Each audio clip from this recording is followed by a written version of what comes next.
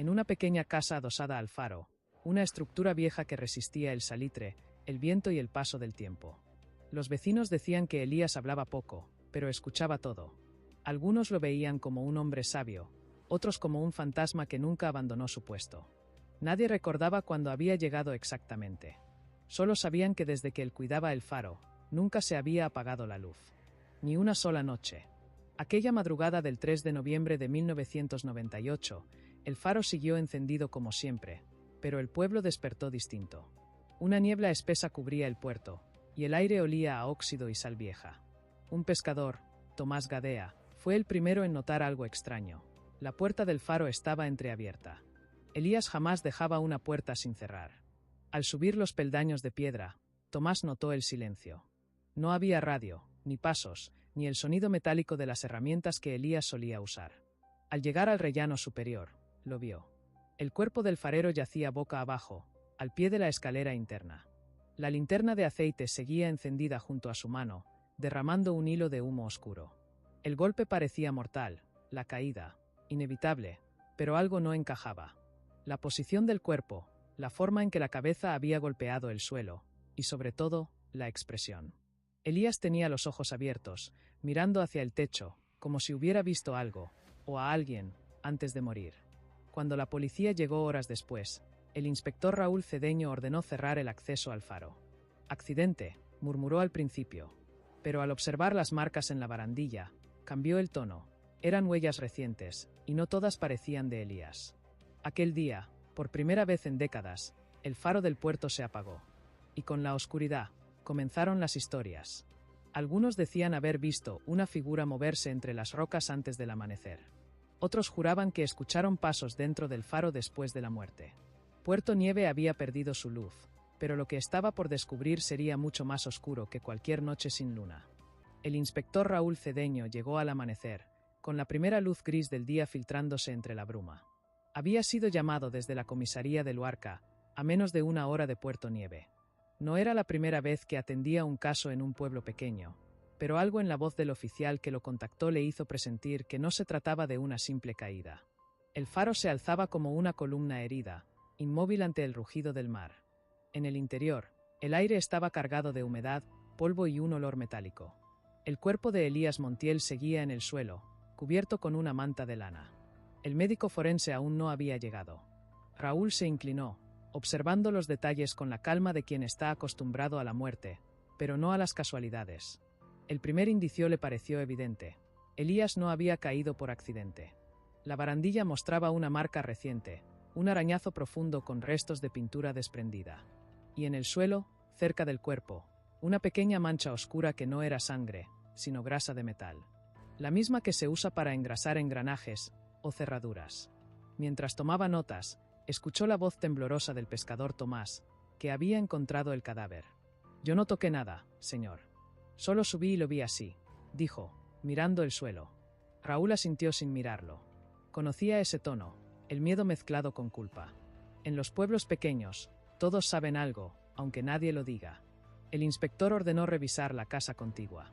Allí encontró un espacio austero, una cama estrecha, un escritorio cubierto de libros de navegación, y una radio vieja que aún zumbaba en una frecuencia sin señal.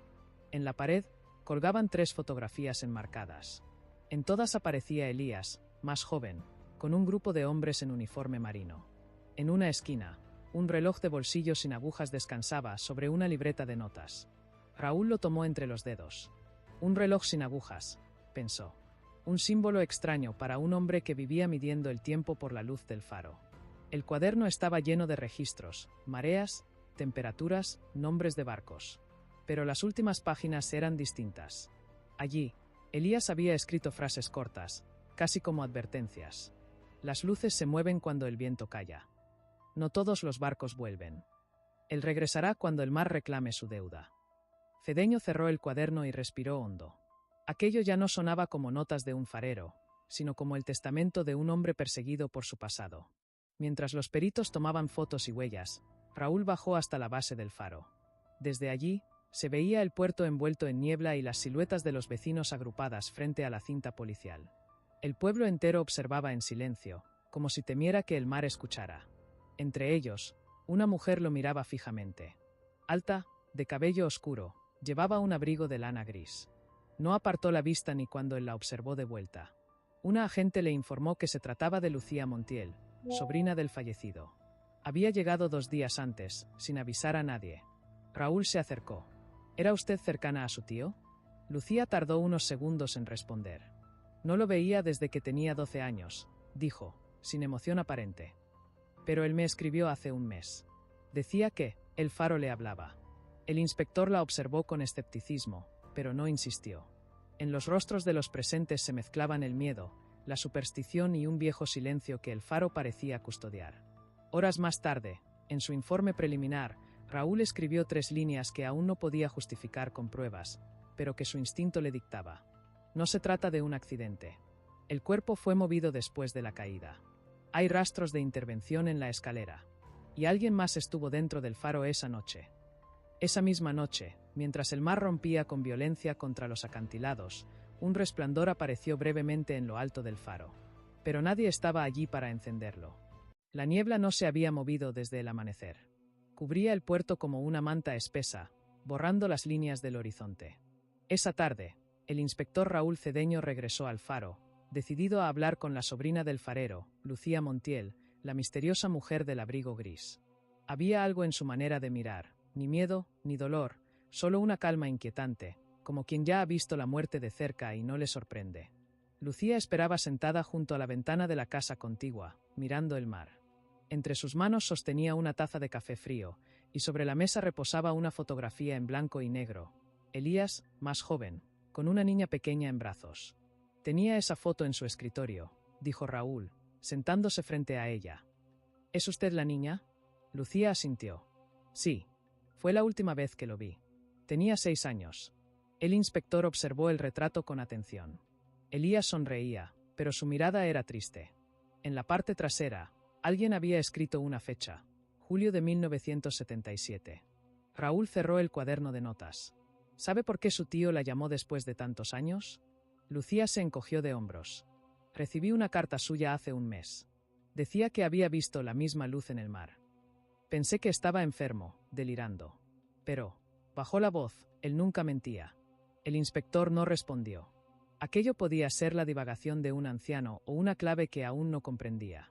Mientras tanto, fuera de la casa, el viento comenzó a soplar con fuerza, haciendo vibrar los vidrios. Desde la distancia, el faro parecía observarlos como un ojo herido. Raúl recorrió la habitación con la vista. Sobre la repisa había un reloj de mesa detenido a las 3:27. El mismo reloj que aparecía en la foto. ¿Sabe la causa de esa hora? Preguntó. Lucía lo miró sin dudar. A esa hora murió mi madre. El inspector alzó la vista, sorprendido. ¿La madre de usted? ¿Qué relación tenía con Elías? Lucía apartó la mirada hacia el mar. Eran hermanos, pero no se hablaban desde hace 30 años. El silencio se volvió pesado.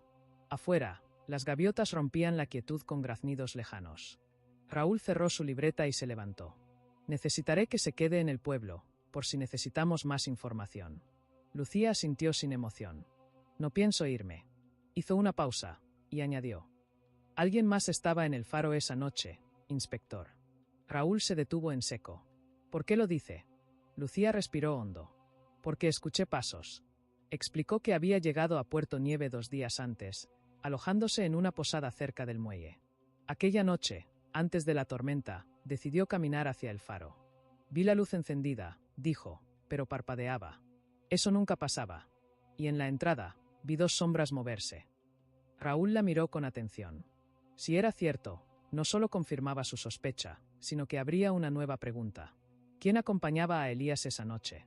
Esa misma tarde, el inspector pidió revisar los registros telefónicos del faro y la oficina de correos local. Encontró una carta enviada por Elías Montiel 4 semanas antes, dirigida a un tal Héctor Rivas, residente en Gijón. El contenido era breve, casi críptico. He visto la señal otra vez. Si no regreso a tiempo, cierra el círculo. No había firma, solo las iniciales EM. Raúl la guardó en una bolsa de evidencias, pero algo en la frase le heló la sangre. Esa expresión, cerrar el círculo, no era común. Sonaba a ritual, o a un pacto. Al caer la noche, la lluvia comenzó a golpear los cristales. El inspector decidió permanecer en el pueblo hasta la mañana siguiente. Tomó una habitación en la posada de Doña Carmen, frente al puerto. Desde su ventana se veía el faro, un punto negro recortado contra el cielo tormentoso. A medianoche, Raúl se despertó con un sonido lejano, una campana. 1, 2, 3 veces. No era la del puerto, ni la de la iglesia. Provenía del faro. Salió a la calle con la linterna y caminó entre la niebla, los pies hundiéndose en el barro.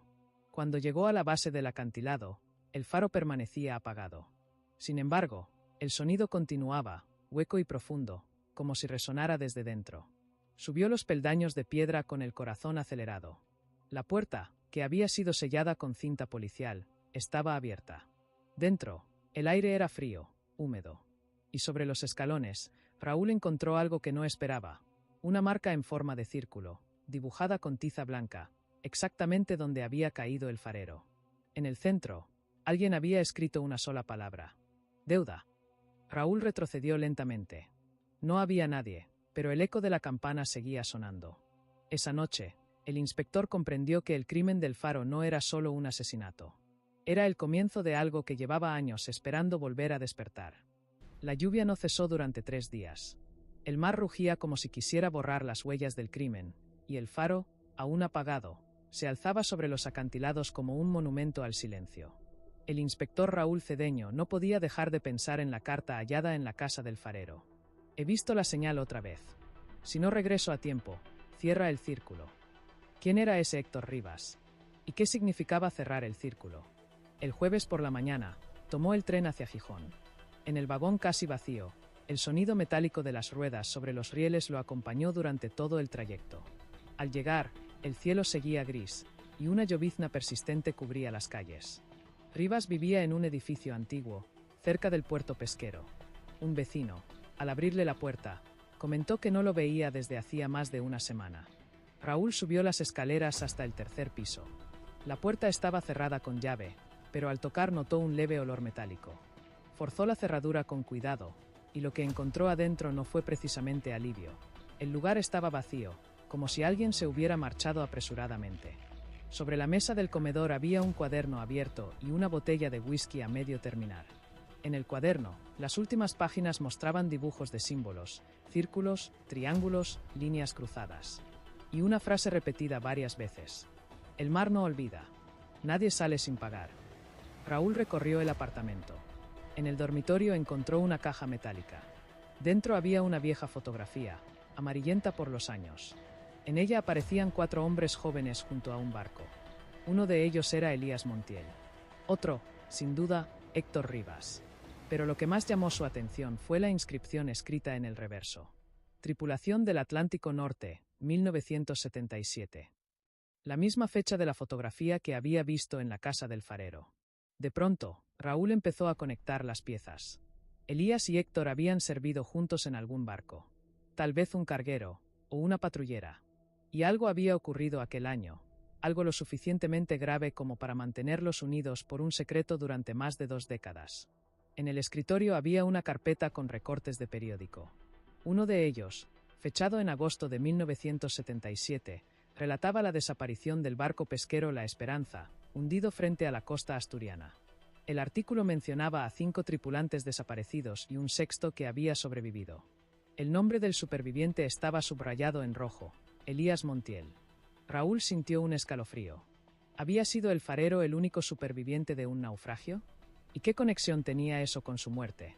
Antes de marcharse, tomó el cuaderno y la fotografía como evidencia. En la puerta, notó algo que no había visto antes: un símbolo pintado en la pared, el mismo círculo con una línea cruzada que había aparecido en el suelo del faro. Pero aquí, bajo el trazo blanco, alguien había escrito con carbón una palabra: vuelve. Esa noche, Raúl regresó a Puerto Nieve. El pueblo seguía sumido en la calma tensa de los lugares donde todos saben más de lo que dicen. Al llegar a la posada, Doña Carmen lo esperaba con la cara pálida. «Inspector», susurró, «alguien ha estado preguntando por usted». Raúl levantó la vista. «¿Quién?» «Un hombre alto, con un abrigo negro. Dijo que era amigo del farero». El inspector se quedó inmóvil. No conocía a nadie más vinculado al caso, excepto a Rivas, que ahora estaba desaparecido. «¿Le dio su nombre?», preguntó. No, solo dejó esto. La mujer extendió un pequeño sobre marrón. Dentro había una nota escrita con tinta azul. El círculo no se cierra con justicia, sino con culpa. Raúl la leyó 2 veces. La letra era firme, trazos largos, pero lo más inquietante era el olor del papel, sal, humedad y un leve aroma a queroseno. El mismo olor del faro. Guardó la nota en su abrigo y salió al muelle. La lluvia había amainado, pero el mar seguía embravecido. Desde allí podía ver la silueta del faro, oscuro, silencioso, como si lo observara de vuelta. Encendió un cigarrillo y pensó en la frase del sobre. Culpa. Esa palabra empezaba a repetirse en su mente como un eco. Sabía que debía hablar con Lucía Montiel otra vez. Quizá ella conocía más sobre aquel naufragio del 77, o sobre los hombres que acompañaron a su tío. Cuando llegó a su habitación, sin embargo, la encontró vacía. La cama estaba deshecha, la maleta abierta, y sobre la mesilla de noche, un trozo de papel arrancado de un cuaderno. Solo tenía una frase. Él ha vuelto. Raúl se asomó a la ventana. Afuera, la bruma se deslizaba sobre el puerto, ocultando el faro. Por un momento creyó ver una luz parpadeando en lo alto, pero al fijarse, desapareció. Esa noche, el inspector comprendió que la muerte de Elías no había sido el final. Era la consecuencia de algo que había comenzado mucho antes, en un barco perdido, en un pacto sellado con miedo, y que ahora regresaba con la fuerza de las mareas. Porque en Puerto Nieve, el mar no solo devuelve cuerpos, también devuelve culpas. El amanecer llegó con un resplandor pálido, y el mar, aunque más tranquilo, conservaba ese tono oscuro que parecía guardar secretos. El inspector Raúl Cedeño sabía que para entender la muerte del farero debía mirar atrás. No en las últimas horas, sino en los últimos 25 años. En la comisaría local, revisó los archivos marítimos. Tardó casi 1 hora en encontrar un informe amarillento, fechado en agosto de 1977, con el sello del puerto de Avilés. El encabezado decía: desaparición del barco pesquero La Esperanza. La embarcación había zarpado el 12 de agosto con 6 tripulantes. 5 nunca regresaron. El único sobreviviente, Elías Montiel, entonces de 32 años, marinero de cubierta. El informe describía la versión oficial: una tormenta repentina, un fallo en el motor, y una colisión contra las rocas. Elías fue encontrado 2 días después, inconsciente, en la orilla de una cala cercana a Puerto Nieve. No se hallaron restos del barco. Cierre del caso. Accidente por causas naturales. Raúl apoyó el informe sobre la mesa. Sabía leer entre líneas. Accidente natural era una frase que usaban cuando nadie quería seguir buscando. Pidió acceso al archivo de prensa de la época. En un periódico local encontró un artículo sin firma titulado El mar no olvida. El texto describía rumores entre los pescadores. Decían que la Esperanza no se hundió por el clima, sino por lo que transportaba. Contrabando, tal vez. O algo peor. En el margen inferior del recorte, alguien había escrito con lápiz: éramos 6, no 5.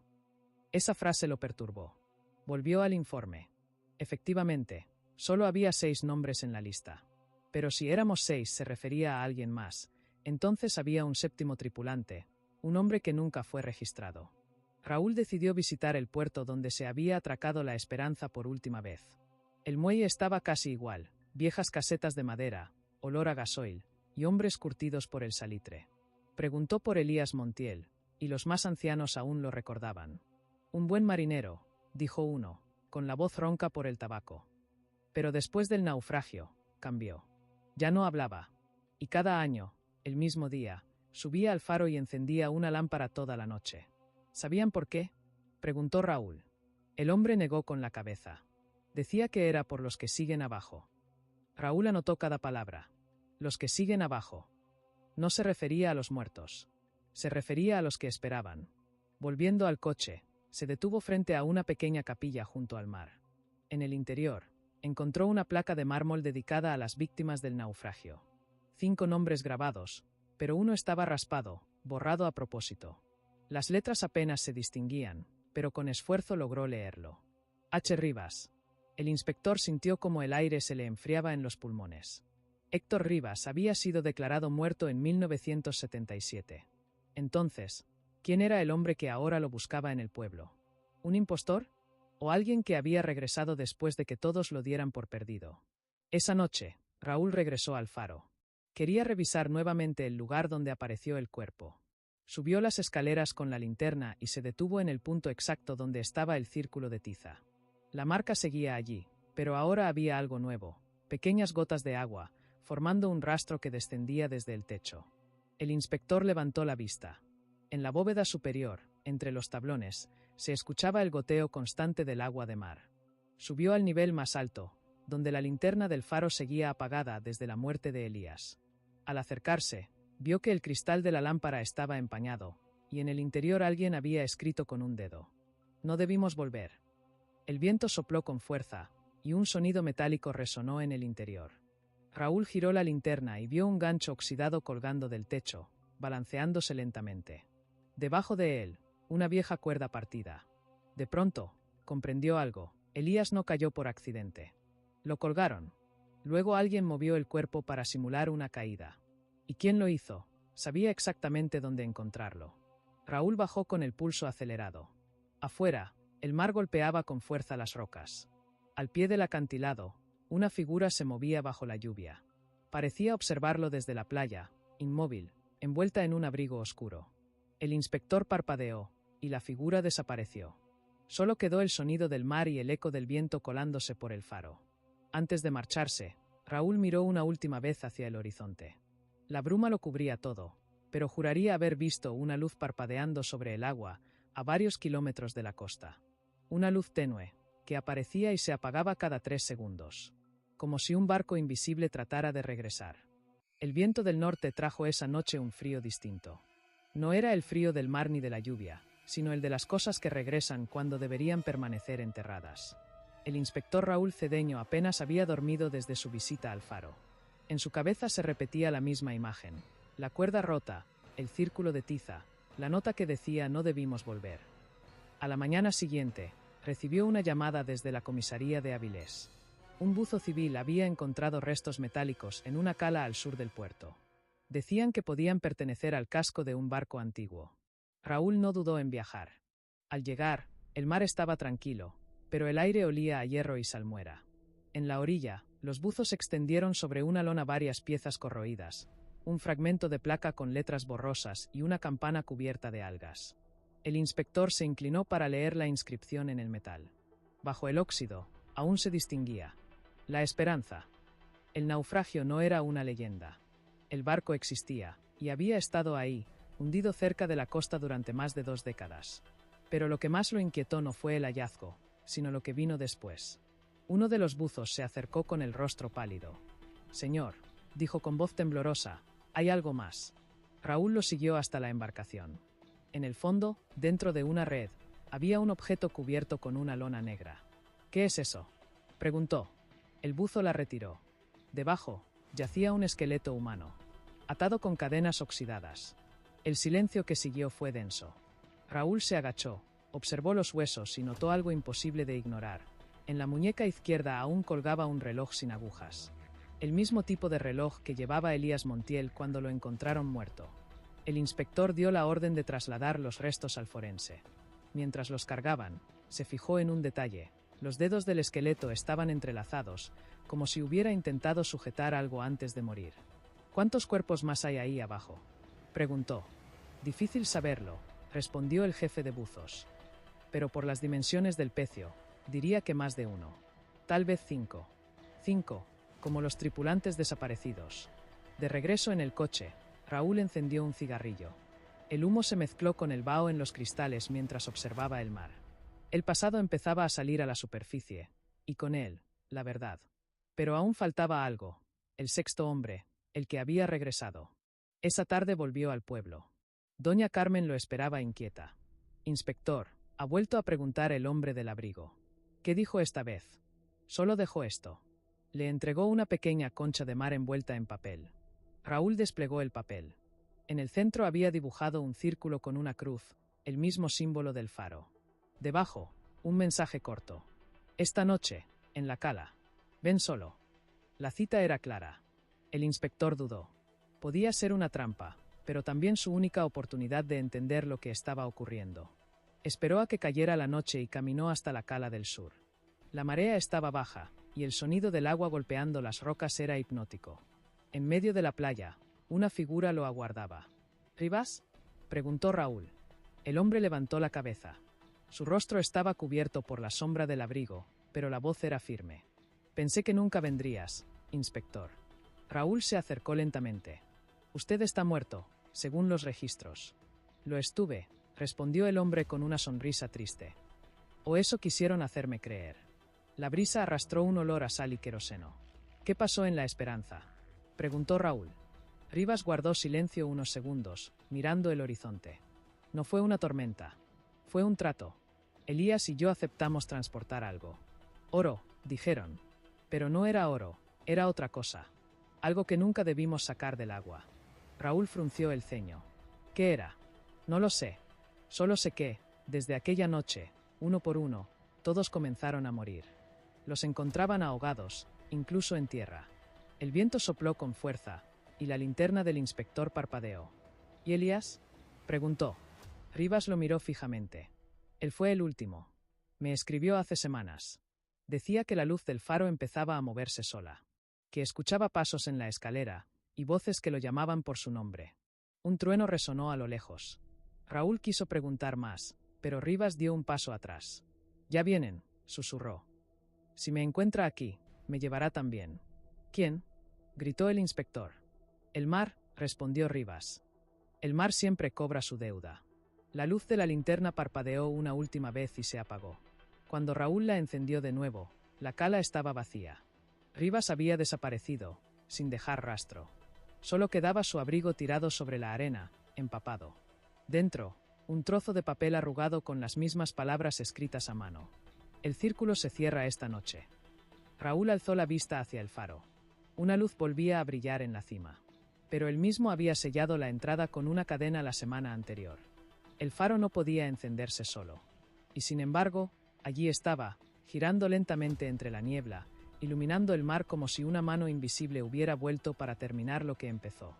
El faro volvió a encenderse aquella noche sin que nadie lo tocara. Los habitantes de Puerto Nieves salieron de sus casas, mirando hacia el acantilado con una mezcla de temor y superstición. Algunos se santiguaron, otros simplemente cerraron las ventanas. Desde hacía semanas, nadie se atrevía a subir hasta allí.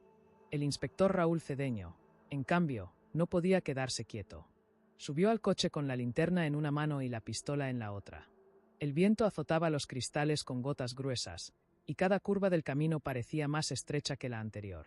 Al llegar, la verja del faro seguía cerrada con la cadena que él mismo había colocado, pero el candado estaba abierto. Raúl lo observó con cautela. No había signos de forzamiento. Alguien lo había abierto con la llave correcta. La única copia estaba en su bolsillo. Empujó la puerta, que chirrió con un sonido que se perdió entre el bramido del mar. Dentro, el aire era denso, cargado de humedad y olor a sal. Subió los primeros escalones, iluminando las paredes. Cada paso resonaba con eco metálico. Al llegar al segundo nivel, notó algo extraño. El suelo estaba mojado, como si alguien hubiera subido empapado. Un rastro de agua formaba una línea serpenteante que ascendía por la escalera. Siguió el rastro hasta el cuarto del farero. La cama estaba revuelta, las sábanas húmedas, y sobre la mesa había una taza de café aún tibia. Raúl sintió un escalofrío. Miró el reloj. Eran las 2:15 de la madrugada. Alguien había estado allí minutos antes. Tomó aire y subió los últimos peldaños.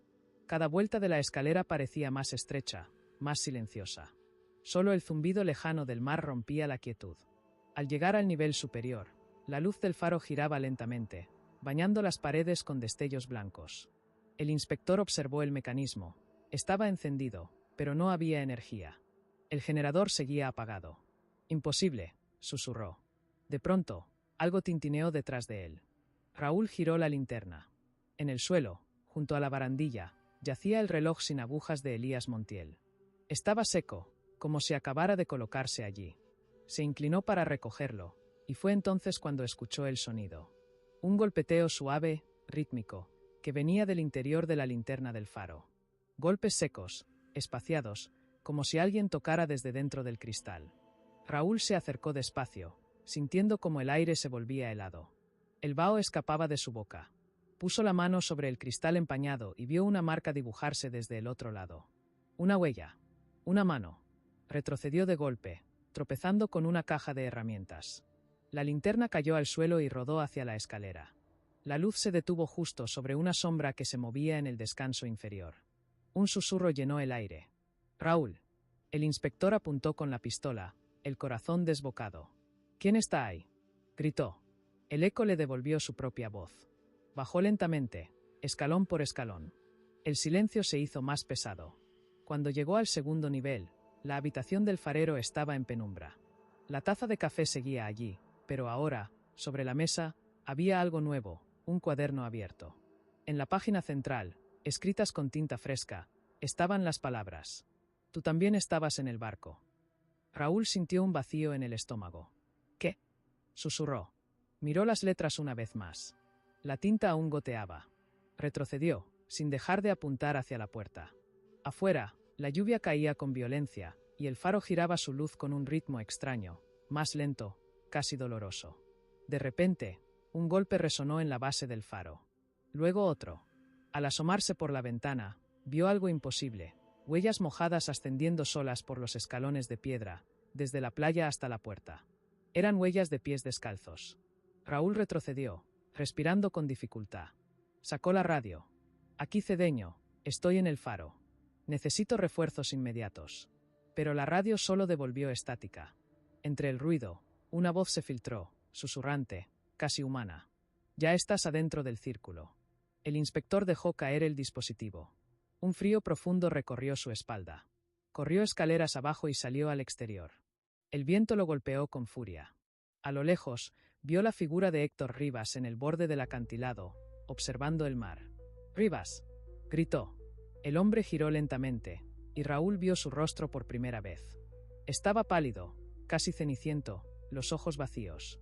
«Demasiado tarde», murmuró. «El mar nos llama a todos». Un estruendo rompió el silencio. El trueno cayó sobre el faro, y durante un segundo, la luz se apagó. Cuando volvió, Rivas ya no estaba. Solo quedaba su silueta marcada en la arena húmeda, borrándose con la marea. Raúl miró hacia la torre. La luz del faro giraba nuevamente, pero esta vez, cada destello parecía seguirlo, como un ojo que no parpadea. El inspector comprendió que algo lo había reconocido. Y desde ese momento, ya no era el investigador del caso. Era parte de él. El amanecer trajo un silencio extraño, como si el mar se hubiera detenido para escuchar. El faro seguía encendido, girando lentamente sobre la niebla, proyectando su luz hacia un punto fijo del horizonte. El inspector Raúl Cedeño no había dormido. La noche anterior lo había dejado temblando, y la frase del cuaderno seguía repitiéndose en su mente. «Tú también estabas en el barco». Aquellas palabras no tenían sentido. En 1977, cuando la Esperanza se hundió, él apenas tenía 12 años. No podía haber estado allí.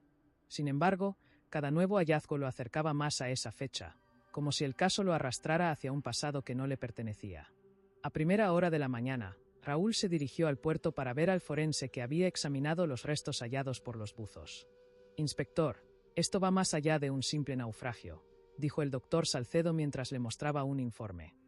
«Los huesos encontrados no pertenecen todos a la misma época. Algunos son humanos, otros, no estoy tan seguro». Raúl lo miró confundido. «¿Cómo que no estás seguro?». El forense encendió una lámpara sobre la mesa. Bajo la luz amarillenta, los huesos mostraban marcas profundas, como de garras. «Mire aquí», dijo señalando uno de los fragmentos. «No es erosión marina. Es como si algo hubiera intentado romper el hueso desde dentro». El inspector guardó silencio. «¿Encontraron algo más?». El doctor asintió y sacó de una bolsa de evidencia un objeto ennegrecido, un fragmento de metal curvado, cubierto de símbolos grabados. «Esto no es parte del barco», explicó. «Está hecho con una aleación que no corresponde a materiales usados en 1977». Raúl tomó el fragmento y sintió un leve pulso, como si el metal vibrara en su mano. Lo soltó de inmediato. «¿Dónde lo hallaron?». «En el fondo, junto a los restos de la campana». El forense se inclinó, bajando la voz. «Y hay algo más, el sonido». «¿Qué sonido?». «Cada noche, desde que trajimos los restos al puerto, se escucha un zumbido leve. Viene del metal. No sabemos por qué». Raúl se llevó la mano a la frente. Era demasiado. Pero una idea empezó a tomar forma en su mente. ¿Y si el faro no era solo una guía marítima?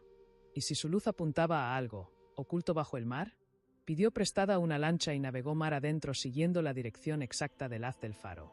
La niebla lo envolvía todo, y el ruido del motor se perdía en la inmensidad del océano. Después de casi 20 minutos, el mar comenzó a cambiar. El agua se tornó más oscura, espesa, casi aceitosa. Apagó el motor. Entonces lo escuchó. Un sonido bajo, constante, que no provenía del viento ni de las olas. Era un pulso, una vibración profunda que se sentía en el pecho, como un corazón que latía bajo el agua. Raúl miró hacia el fondo. Entre los reflejos del mar, creyó distinguir un resplandor. Una luz tenue, verdosa, que se movía con el vaivén de las corrientes. Tomó la cámara del servicio forense y grabó unos segundos. Pero cuando revisó el visor, la pantalla mostraba solo estática. De pronto, algo golpeó el casco de la lancha. Una vez, luego otra. El agua alrededor empezó a burbujear. Raúl encendió el motor con rapidez y retrocedió, pero el mar pareció alzarse en su contra. Una sombra gigantesca cruzó bajo la embarcación, proyectando un movimiento oscuro en la superficie. El inspector apenas pudo ver su forma, pero sí alcanzó a notar lo imposible. Una cadena, enorme, que emergía desde el fondo, tensándose hacia el faro. Aceleró de nuevo y logró llegar a la costa. Cuando saltó a tierra, el mar volvió a calmarse, como si nada hubiera ocurrido. Desde el acantilado, miró el faro. La luz giraba lentamente, y por un instante, el haz se detuvo justo sobre él. Raúl sintió una presión en el pecho. Esa noche, volvió a su habitación en la posada. Reprodujo el audio que había grabado en la lancha. No se escuchaba el motor, ni las olas. Solo un murmullo. Una voz lejana, repetida una y otra vez, como un rezo. Cierra el círculo. Devuélvelo al mar. El inspector se levantó sobresaltado. El sonido no venía del teléfono. Venía de la ventana. Corrió la cortina. Frente al mar, sobre las rocas, había una figura de pie. Llevaba el abrigo oscuro, empapado. En la mano sostenía algo brillante, el reloj sin agujas. Raúl abrió la ventana, pero la figura ya no estaba. Solo el reloj, ahora sobre el alféizar, marcando un tiempo inexistente. El faro volvió a iluminar el horizonte. Solo que esta vez, el haz no apuntaba hacia el mar. Apuntaba hacia la posada, hacia su habitación. Raúl se quedó inmóvil, comprendiendo al fin lo que Elías Montiel había querido decir. El faro no guiaba a los barcos. Los llamaba. Y algo, allá abajo, acababa de responder. El amanecer fue gris, sin canto de gaviotas ni ruido de olas. El mar estaba quieto, como si esperara algo. El inspector Raúl Cedeño no podía apartar la mirada del faro, visible desde su ventana como una herida abierta en el horizonte. La luz seguía encendida, girando lenta, apuntando hacia el pueblo. No había dormido. El reloj sin agujas descansaba sobre la mesa, reflejando débilmente el primer rayo del día. A veces juraría que vibraba, como si dentro aún palpitara un corazón. A las 9 de la mañana fue hasta el archivo parroquial de Puerto Nieve. El sacerdote, un anciano de voz temblorosa, lo recibió con amabilidad. «Busco información sobre Elías Montiel», dijo Raúl. «Nació aquí, ¿verdad?» El anciano asintió. «Sí, en 1945. Vivió en el Faro desde joven. Pero hay algo curioso, su apellido no siempre fue Montiel». Raúl levantó la vista. «¿Cómo dice?» Su madre lo registró como Elías Cedeño Montiel. El corazón del inspector se detuvo un instante. «¿Cedeño?», repitió con voz baja. El sacerdote revisó los registros. Sí, su padre, según esto, era marinero, desaparecido en 1977, el año del naufragio de la Esperanza. Raúl se apoyó en el escritorio. El aire se volvió pesado. Elías Montiel no era solo el farero muerto. Era su tío. Todo encajaba de golpe: el cuaderno, las cartas, el reloj.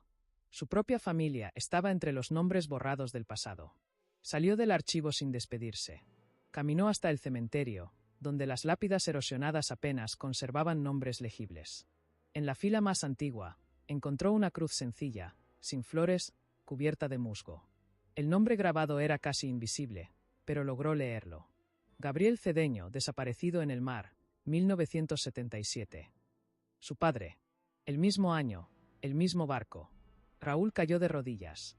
Durante años, su madre le había dicho que su padre murió en una tormenta, lejos de casa.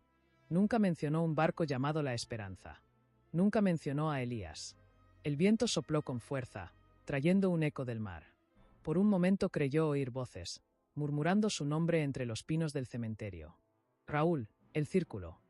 Corrió hasta el coche y condujo directo hacia la costa. En el camino, los recuerdos comenzaron a regresar, fragmentados, incompletos. Una luz, un barco, una voz gritando su nombre desde el agua. Imposible. Tenía 12 años. Pero, ¿y si no todo lo que recordaba era real? Al llegar al muelle, vio a los buzos preparando una nueva inmersión en la zona del naufragio. «Inspector», dijo uno, «encontramos algo nuevo esta mañana». Raúl se acercó. Sobre una mesa metálica reposaban varios objetos cubiertos de sal, trozos de madera, cadenas y una placa de identificación naval.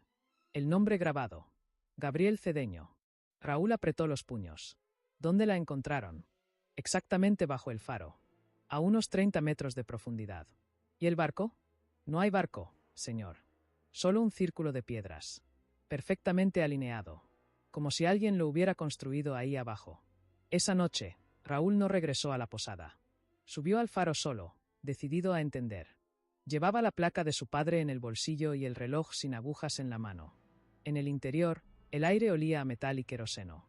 Encendió su linterna, pero no la necesitó. La lámpara del faro ya estaba iluminada, girando en silencio. Sobre la pared, alguien había escrito con tiza: «Todo lo que cae al mar, vuelve a casa». El inspector subió los peldaños, uno por uno.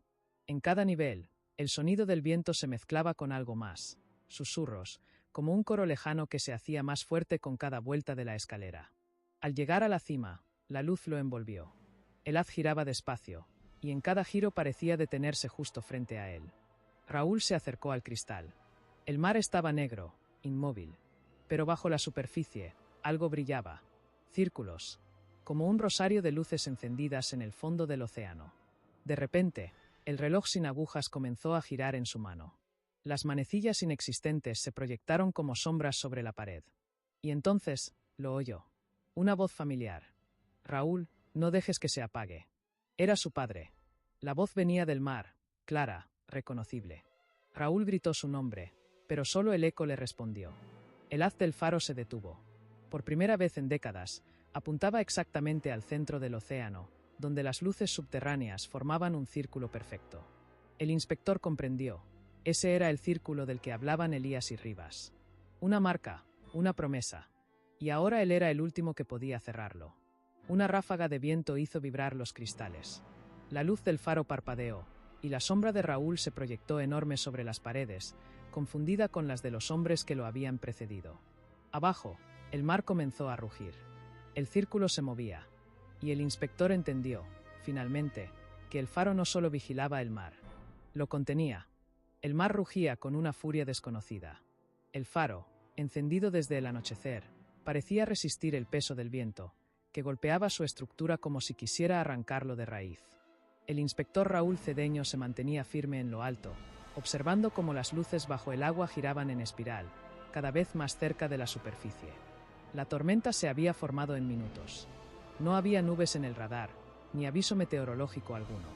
Pero el cielo sobre Puerto Nieves se había cerrado, y un resplandor verdoso iluminaba el horizonte.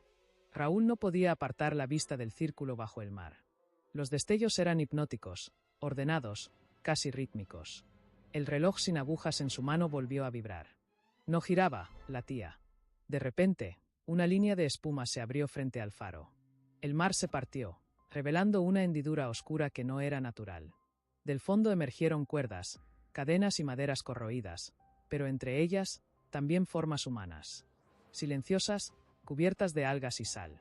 Caminaban torpemente sobre la superficie, sostenidas por la marea que ahora se alzaba como una pared líquida.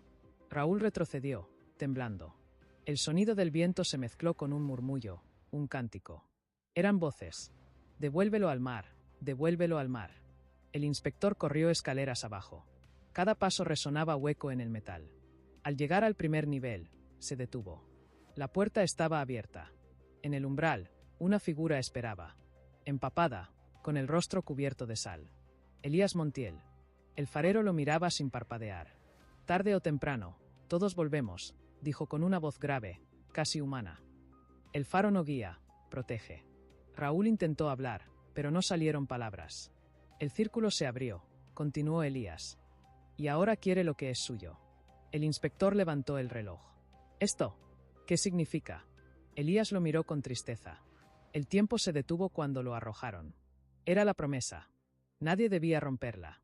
Un trueno retumbó tan fuerte que el suelo tembló. Raúl miró hacia la ventana. El mar se alzaba sobre el muelle, arrastrando barcas, postes, luces. Las figuras seguían avanzando, cubiertas de agua, con pasos lentos y firmes. No parecían vivos, pero tampoco muertos. Elías dio un paso atrás. «Ya no puedes detenerlo», dijo. «Solo devolverlo». «¿Devolver qué?» «Tu nombre», respondió el farero, antes de desvanecerse como una sombra disuelta por el viento. Raúl salió al exterior, bajo la lluvia. El agua helada le golpeaba el rostro mientras bajaba por la escalinata de piedra. Cada ola rompía más alto, como si el océano escalara hacia él. Desde la base del faro, vio como el círculo de luces se expandía. Eran 12 puntos en movimiento. 12, como los tripulantes desaparecidos de la Esperanza. El inspector cayó de rodillas. Los nombres borrados. Todos volvían. En el muelle, el doctor Salcedo corría hacia el faro, gritando: «Inspector, el agua está subiendo. No puede quedarse ahí». Pero Raúl no lo oía. En su cabeza, las voces se mezclaban con recuerdos. Su padre, el barco, la tormenta, la promesa. Si el faro se apaga, el mar vendrá por nosotros. Raúl alzó la vista. La luz del faro parpadeaba. 1, 2 veces. Y luego se apagó. El silencio fue total. El mar se levantó como una montaña líquida. Las figuras se detuvieron, mirando hacia él. En la superficie del agua, el inspector vio reflejados los rostros de los desaparecidos. Entre ellos, el de su padre. Gabriel Cedeño sonreía. Raúl sostuvo el reloj. La esfera brilló con intensidad. Y, por un instante, el tiempo volvió a moverse. Un haz de luz estalló desde el faro, directo al corazón del océano. El rugido fue ensordecedor. El mar se iluminó desde abajo, como si un sol hubiera nacido en su fondo. Las figuras se disolvieron en espuma. Las olas retrocedieron. El viento se detuvo. El inspector cayó al suelo, exhausto, empapado. El reloj en su mano estaba roto. El faro volvía a girar, su luz firme, inmutable. El círculo, una vez más, cerrado. Cuando los rescatistas llegaron al amanecer, encontraron al inspector dormido al pie del faro. Dijo que había escuchado voces. Dijo que el mar había hablado. Pero nadie más vio nada. Semanas después, el faro de Puerto Nieve volvió a ser encendido oficialmente. Nadie volvió a mencionar el naufragio. Nadie habló del círculo. Solo el mar, en las noches sin luna, parecía murmurar un nombre con cada ola. Raúl. Raúl. Y desde lo alto del faro gris, su luz giraba una vez más, cortando la oscuridad. Como si esperara el regreso de aquello que aún no había terminado de irse. Habían pasado 3 meses desde la noche en que el mar se alzó contra Puerto Nieve. El faro había vuelto a funcionar, aunque nadie se atrevía a subir hasta su cima. Desde lejos, su luz parecía normal, constante, pero algunos juraban que en ciertos giros se detenía, como si mirara hacia el pueblo. El inspector Raúl Cedeño había sido trasladado a la capital. Un ascenso, le dijeron. En realidad, era un intento de mantenerlo lejos del faro y de todo lo que había ocurrido allí. La investigación se cerró sin explicación oficial. Fenómeno meteorológico extremo, decía el informe. Nadie mencionó las figuras, ni las voces, ni el círculo bajo el mar. Raúl fingía aceptar la versión oficial, pero en las noches seguía soñando con la luz del faro girando sobre él, y con las palabras de su padre resonando entre las olas. Si el faro se apaga, el mar vendrá por nosotros. Vivía en un pequeño departamento con vista al puerto de la capital. El sonido de los barcos lo mantenía despierto. Una madrugada, mientras revisaba los informes antiguos de Elías Montiel, notó algo que nunca había visto. Un símbolo en la esquina de las páginas, apenas visible bajo la luz. Un círculo con 12 marcas. El mismo que vio bajo el agua. El reloj sin agujas seguía en su escritorio. A veces creía escuchar un leve tic-tac, aunque sabía que era imposible. Aquella noche, mientras escribía su reporte final, el sonido volvió, más fuerte. Tic-tac, tic-tac. Pero no venía del reloj. Venía de la ventana. Raúl se levantó y corrió la cortina. Afuera, el puerto dormía bajo una neblina densa. Pero algo brillaba en el agua. Una luz, girando lentamente. No era un barco. Era una réplica exacta del haz del faro gris, moviéndose bajo la superficie. El inspector bajó corriendo hasta el muelle. El aire olía a sal vieja, a hierro mojado. El mar estaba quieto, sin olas. Entonces escuchó un susurro. «Raúl». La voz venía del agua. Se inclinó sobre el borde, y su propio reflejo lo miró de vuelta, pero no era él. Tenía los ojos vacíos, negros, y en su pecho brillaba el mismo símbolo circular. El reflejo sonrió. Raúl dio un paso atrás. El agua se agitó violentamente y una figura emergió por un segundo antes de desaparecer. Cuando el inspector encendió su linterna, el mar ya estaba en calma. Solo el reloj, ahora flotando junto al muelle, se movía con las olas. Lo recogió con cuidado. La esfera, antes rota, estaba intacta. Y en su centro, donde antes no había manecillas, ahora una sombra marcaba la medianoche. Esa noche no durmió. El zumbido volvió a llenar la habitación, el mismo que había escuchado en la lancha meses atrás. Grabó el sonido. Cuando reprodujo el audio, el zumbido se transformó lentamente en palabras. La luz no protege si está sola. A la mañana siguiente, Raúl viajó de nuevo a Puerto Nieve. No avisó a nadie. El pueblo parecía detenido en el tiempo. Las calles vacías, los botes anclados, las ventanas cerradas. Solo el faro seguía allí, vigilando el mar. Subió los escalones una vez más, con el reloj en la mano. Cada paso retumbaba en el interior del cilindro, acompañado por un eco que no era el suyo. En la cima, la lámpara giraba sola. El mecanismo funcionaba, pero el generador estaba desconectado. Raúl se acercó al cristal. La vista era la misma que recordaba, el océano infinito y la línea gris del horizonte. Pero ahora, justo bajo la superficie, vio algo imposible. Una luz, muy tenue, pulsando en sincronía con su respiración. El inspector se dio cuenta de que el reloj en su mano brillaba también. Cada latido del reloj coincidía con la luz bajo el mar. Y entonces entendió. El faro no había terminado su tarea. Lo que había contenido aquella noche no se había ido. Solo había cambiado de forma. El reflejo del cristal mostró su propio rostro, pero por un instante no fue él.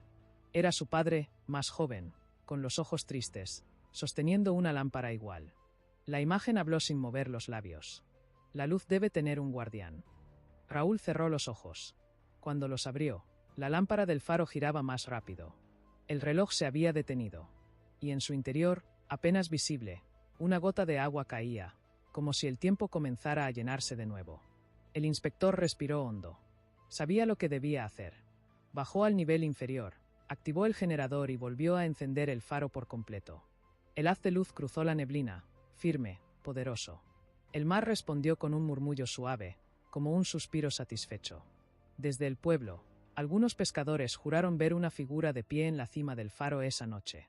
Otros decían que el faro brilló con un tono distinto, más cálido, más humano. Pero cuando fueron a buscar al inspector Cedeño al amanecer, la torre estaba vacía.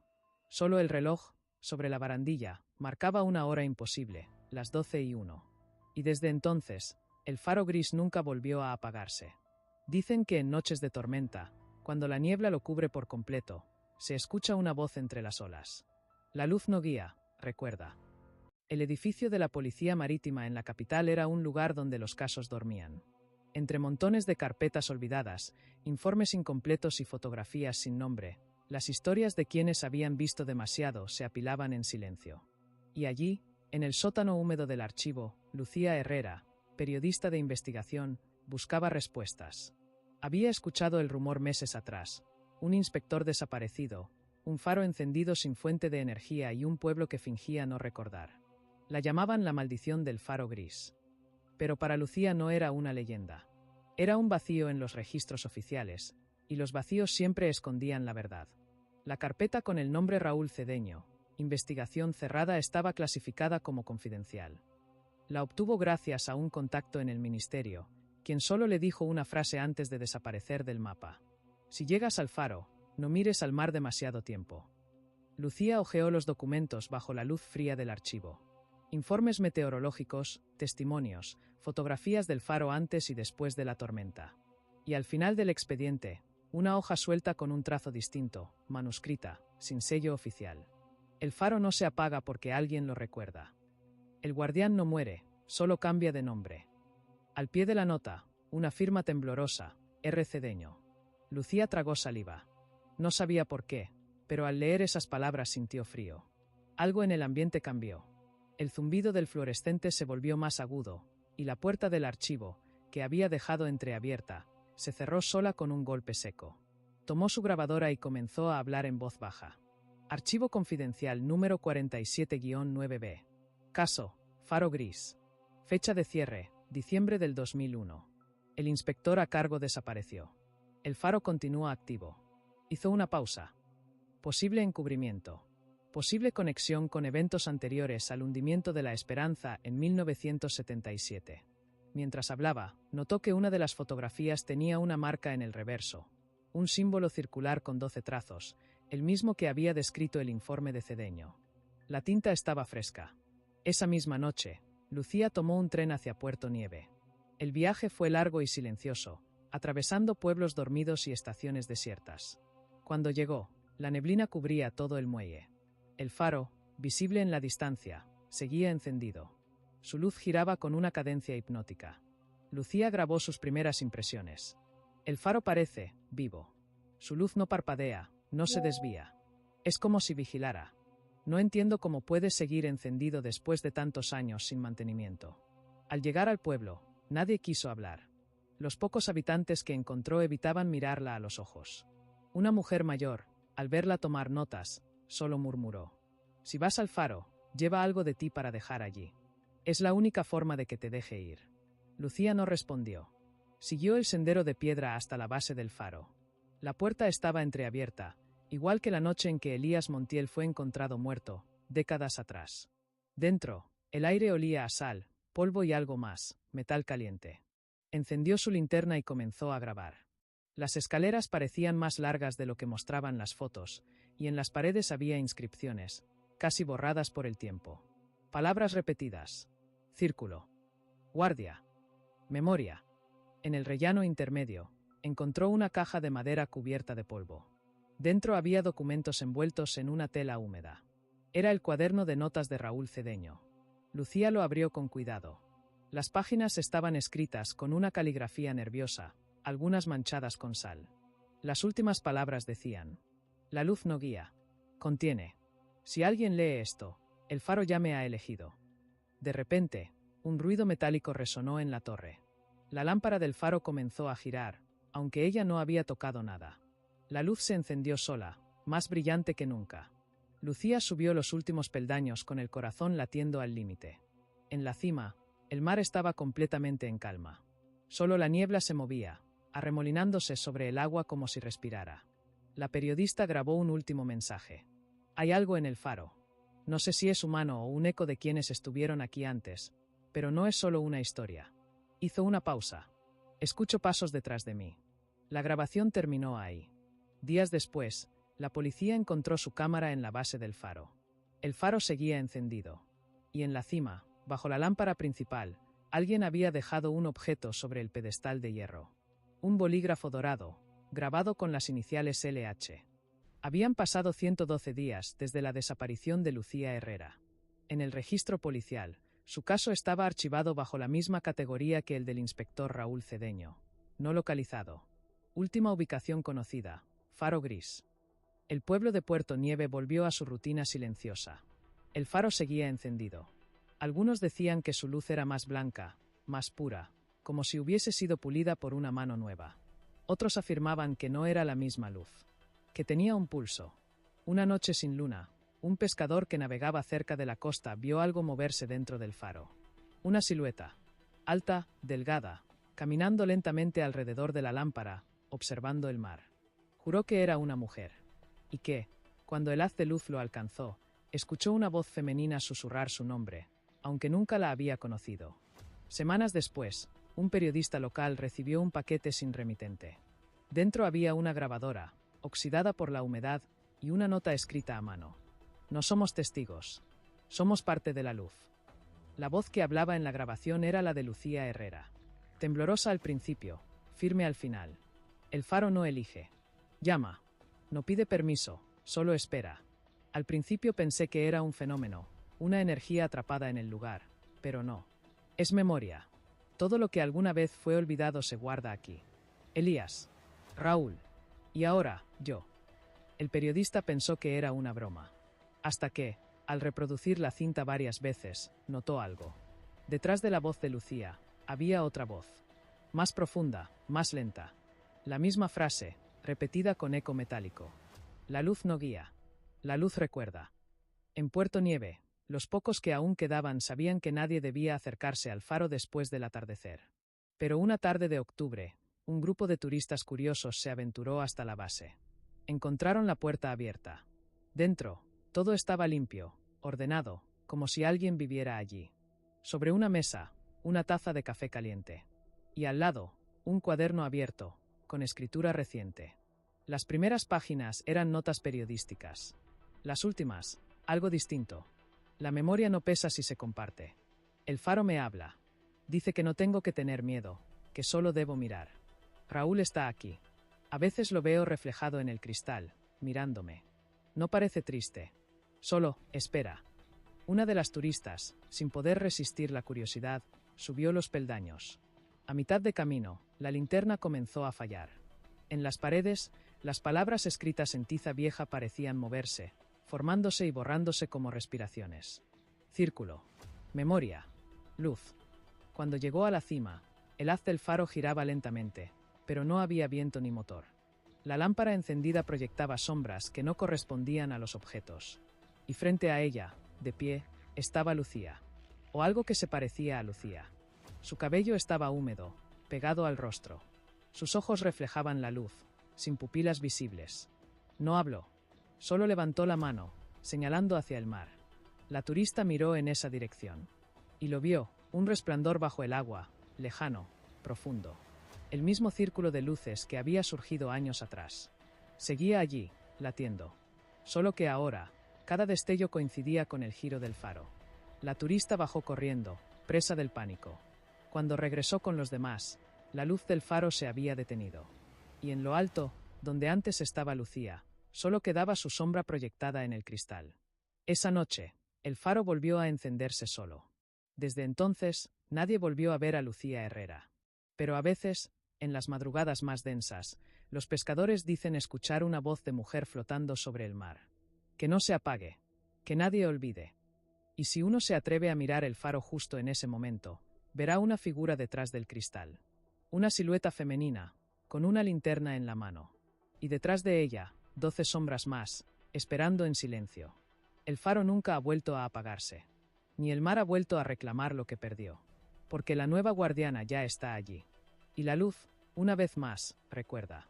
El 17 de noviembre, el mar se comportó de una forma que nadie había visto antes. Ni los más viejos pescadores supieron explicarlo. El agua amaneció inmóvil, espesa como aceite, sin una sola ola. Ni viento, ni gaviotas, ni el murmullo constante que siempre acompañaba a Puerto Nieve. Solo silencio.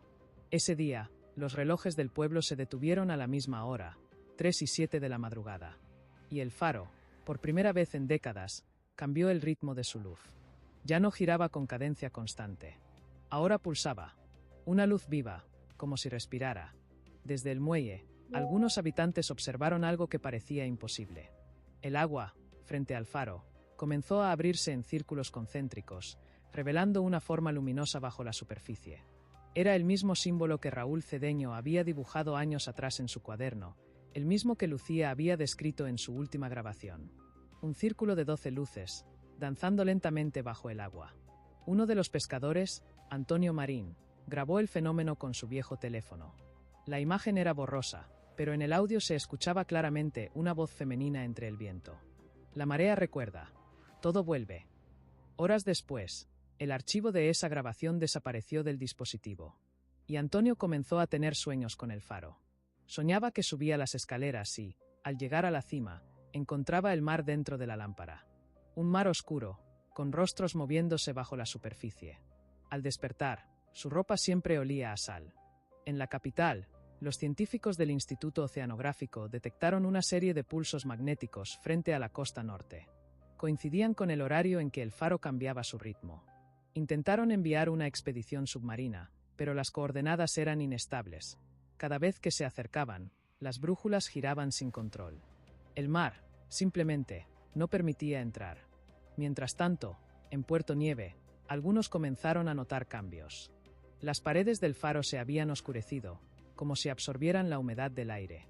El sonido del motor era diferente, un zumbido profundo que parecía venir desde el fondo del mar. Y, en las noches sin luna, la luz del faro proyectaba siluetas que se movían en direcciones opuestas a la lámpara. El padre Joaquín, el viejo párroco del pueblo, fue uno de los pocos que se atrevió a acercarse. Llevó una cruz y una linterna, decidido a bendecir el lugar. Los vecinos lo vieron entrar al anochecer. Nadie lo vio salir. A la mañana siguiente, la puerta estaba cerrada desde dentro. Cuando finalmente lograron abrirla, encontraron la linterna y la cruz sobre los escalones, ambas cubiertas de algas frescas. Y en la pared del rellano, escritas con sal, 3 palabras. Él también escucha. Esa frase circuló por todo el pueblo. Algunos creyeron que se refería a Dios. Otros, que hablaba del mar. Pero los que conocían la historia del faro sabían que él era algo distinto. Algo antiguo. Esa misma noche, la luz del faro se volvió azul. El resplandor se extendió por todo el horizonte, iluminando la costa durante casi 1 hora. Los peces comenzaron a flotar cerca de la orilla, no muertos, sino dormidos. Y sobre la arena, los niños del pueblo encontraron objetos extraños. Fragmentos de vidrio pulido, medallas oxidadas, trozos de madera con nombres grabados. Restos de naufragios de hace décadas. El mar estaba devolviendo todo lo que había tomado. Al amanecer, una figura apareció de pie sobre las rocas, junto al faro. Era una mujer vestida de blanco, con el cabello pegado al rostro y los pies descalzos. No dijo una palabra, solo observó el horizonte mientras el agua se agitaba con una calma imposible. Los que la vieron afirmaron que se parecía a Lucía Herrera, pero más joven, más tranquila. El pescador Antonio lo resumió en una sola frase, que repitió una y otra vez en los días siguientes. El mar habló, pero no con palabras. Fue como si todos los que se habían perdido allá abajo, respiraran al mismo tiempo. Esa noche, el faro giró una última vez con luz azul. Después, volvió a su tono blanco habitual. Pero los relojes del pueblo nunca se reajustaron. Desde entonces, en Puerto Nieve, la hora siempre marca 3 y 7 cuando la marea sube. Y el eco del faro, esa vibración grave que se escucha solo si uno se queda callado frente al mar, sigue diciendo lo mismo, una y otra vez. La luz recuerda. El mar responde. El faro llevaba 3 noches sin girar. Nadie sabía por qué.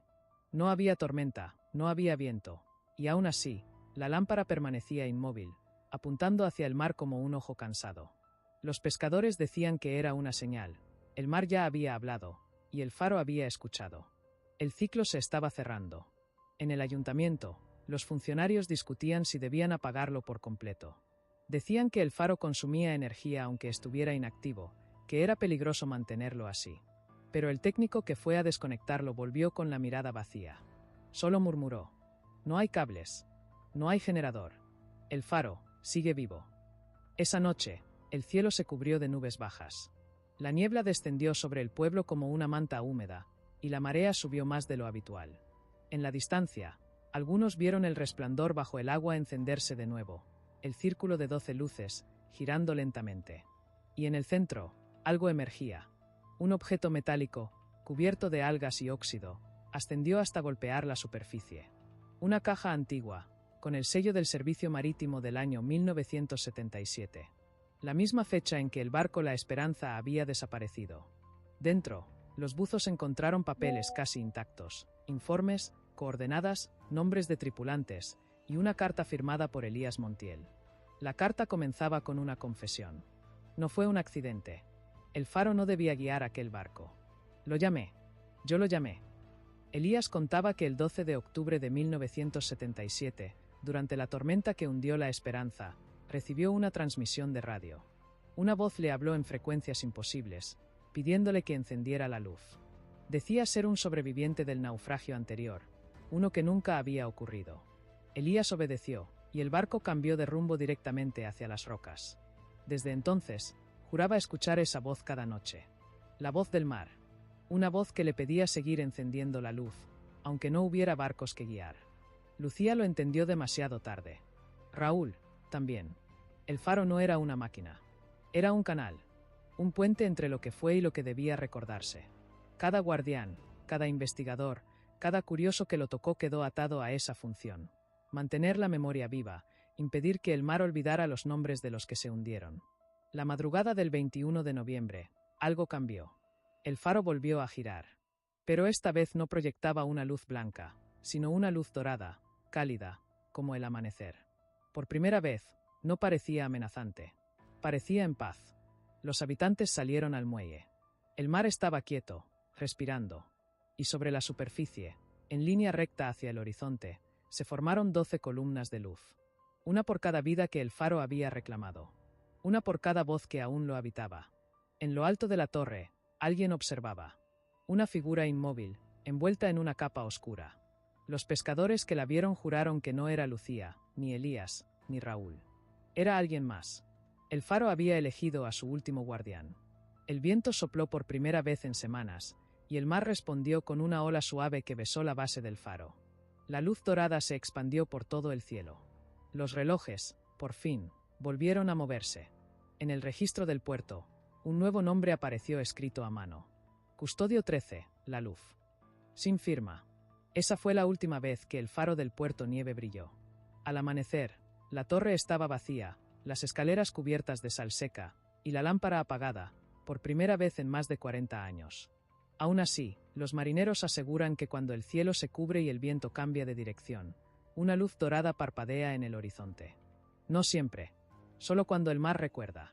Y si uno escucha con atención, entre el rumor de las olas y el crujido de la madera, puede distinguir una voz lejana que susurra. No temas la oscuridad. Sin ella, la luz no sabría quién es. El faro del puerto Nieve ya no existe en los mapas oficiales, pero los que lo vieron encendido saben que nunca fue un edificio. Fue una memoria compartida. Y mientras alguien lo recuerde, su luz, esa que no guía, sino que observa, seguirá ardiendo en algún lugar, más allá del tiempo y del mar.